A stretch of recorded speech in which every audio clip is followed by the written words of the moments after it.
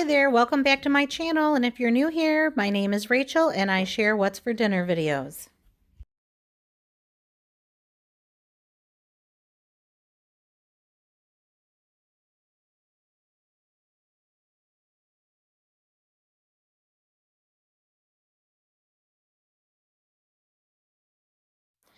It's Tuesday again and I have another late night at work, so I'm getting dinner ready in the crock pot for the guys.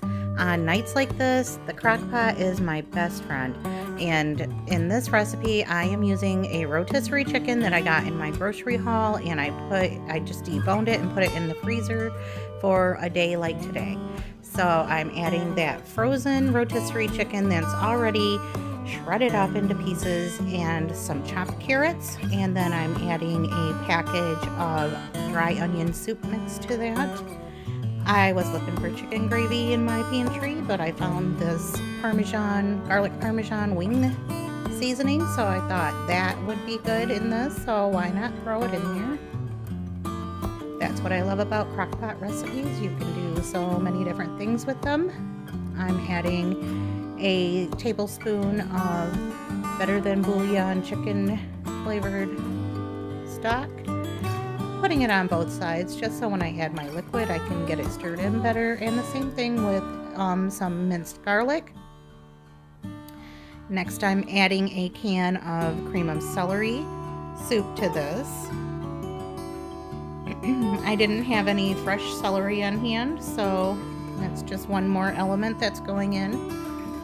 And then also a can of cream of mushroom soup. These are just some things that I had on hand, so that was what I decided to use. I don't have a recipe, I'm just going by what's in my pantry. And after I have all the soups and the vegetables and the chicken in the crock pot, I'm just going to add 2 packages of these tricolor tortellinis that I picked up from Aldi and froze. So this is a really easy crock pot dump and go meal. I added a couple of cans, the soup cans of water, so that this can cook down and become a nice warm soup. My husband was super excited when he walked in and I told him that dinner would be ready when he got home from work today. This is a meal that I know everybody likes. It's tried and true in our house, so I'm not worried at all. I just put a little bit of Italian seasoning on the top and then put the lid on and put it on low. It makes me feel good knowing that no matter what time we get home today with our busy schedules, dinner will be hot and ready. A couple hours later, I just added a little bit more water to it to make sure that there was enough in it, gave it a good stir, and broke up some of those chicken pieces a little better to make sure that they were more bite-sized. It looks delicious already. Wednesday, we had pepper cheese burgers, meaning pepper cheese burgers. Anyway, so I just cooked up some thin hamburger patties on my griddle. I have 3 minis going there for the grandchildren that were over. Normally they come on Fridays, but I have to work Saturday morning. And so since I was off on Thursday, I just had the 2 that were, it was their turn to come to Grandma and Grandpa's. So they don't have school, so they were able to come on a weekday, and I was trying to find something that they would like to eat as well as the grown-ups, and that something that I could get done super fast, because by the time I got out of work and got over to where they live and picked them up and got back home, it was super late.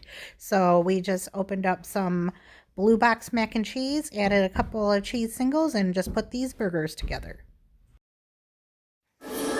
So this is just us being funny, saying we don't own the rights to these grandkids. Their parents asked us not to put them on YouTube and social media. So here we are at the movies. We ended up having the whole movie theater to ourselves. They really enjoyed it. We saw The Addams Family 2. And then later on for dinner, I just was looking for something to use these pulled pork what are these little packets of pulled pork, barbecue pulled pork. There we go.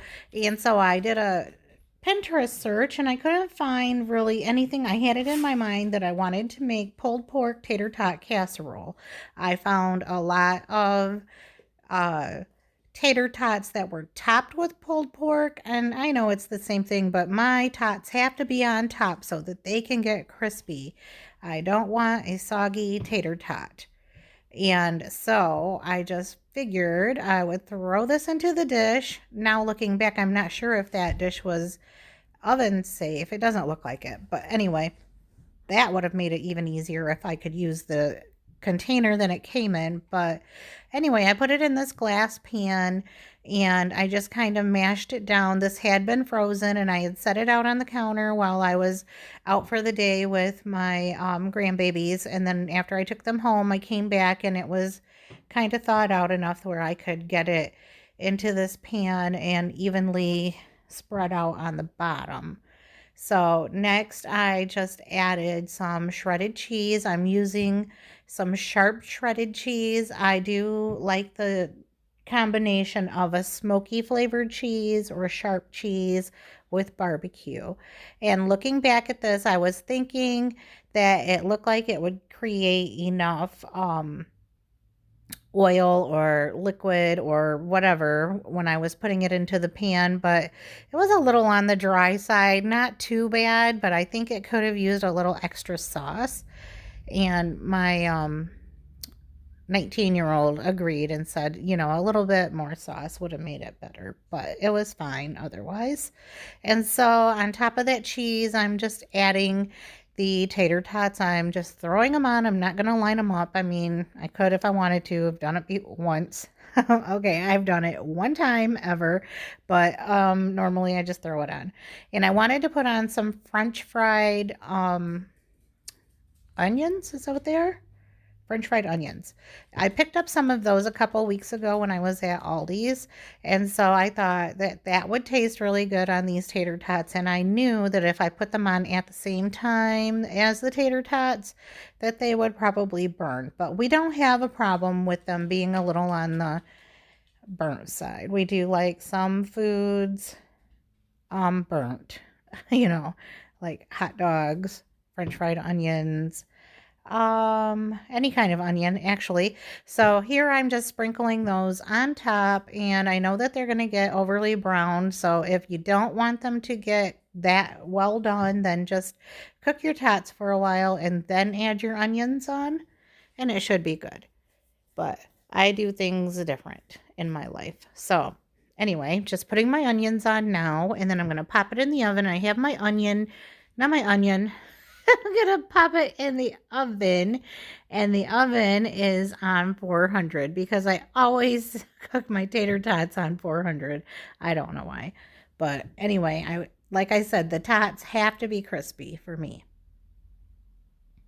And so that's why I put the cheese underneath. I know some people put their cheese on top of their tater tots when they put it in the oven.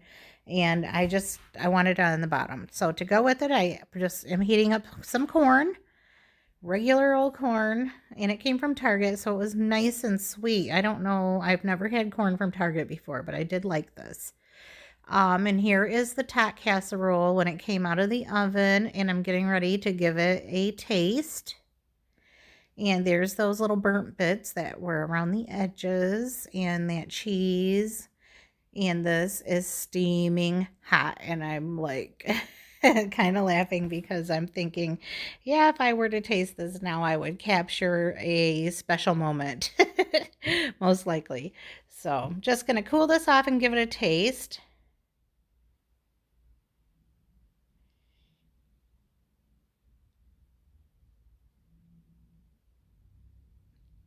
And that is so good. So yeah, I found another way to make tater tot casserole that we liked. And here is just my bowl. I'm one of those people that my food can touch. My husband is the opposite. He doesn't like his food to touch, so I just threw some corn in with my pulled pork tot casserole and called it good. My husband is not a big fan of pulled pork sandwiches, but he did like this pulled pork tater tot casserole, so I will be making it again. And that's it for this week's What's for Dinners. All of this week's meals were super quick and easy, and they were all delicious and family friendly. If you like this video, please make sure that you subscribe so that you can see more of my future videos. Thank you so much for watching. Bye for now.